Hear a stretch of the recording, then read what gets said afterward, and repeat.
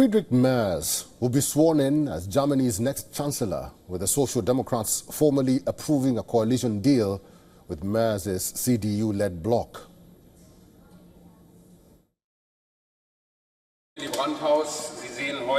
Today you see a very satisfied General Secretary of the SPD.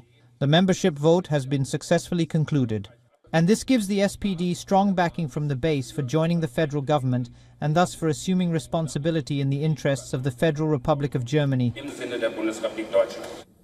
The SPD held an internal vote on the 144-page coalition agreement with over 84% party members backing the Grand Alliance.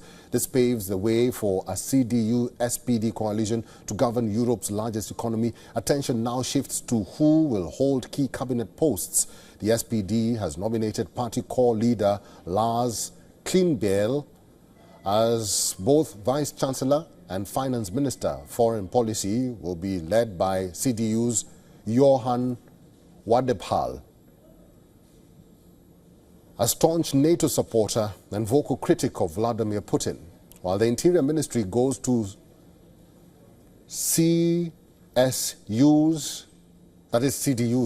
excuse me for that, Alexander Dobrindt. Katerina Reich, a former energy executive and lawmaker, will hold the economy portfolio.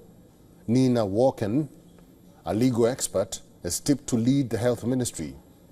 Friedrich Merz is scheduled to be sworn in as German Chancellor on the 6th of May.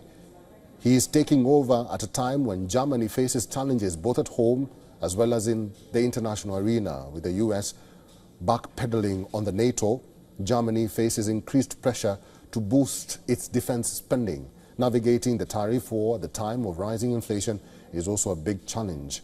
Germany held a general election on February 23rd after the collapse of a three-way coalition led by SPD Chancellor Olaf Scholz last year.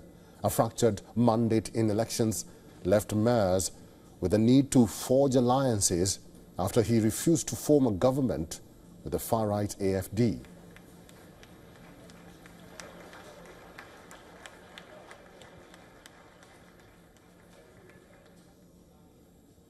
In the electoral battleground down under, Australian voters are already stepping out in large numbers ahead of the main voting day on May 3rd to cast early vote and register for mail ballots. Now, according to reports, over 4 million Australian voters have already cast their ballot.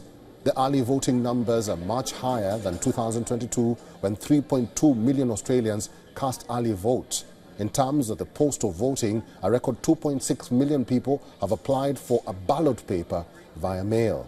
Given the rising popularity of early voting, political experts say that parties are taking note of the trend, which is why poll campaigns kicked off early for the election this year. Incumbent Prime Minister Anthony Albanese continues to address rallies in the last few days ahead of the final May 3rd vote. Network of 87. We do thank you for your time today. We know it's a very busy time, so we wish you well in the election.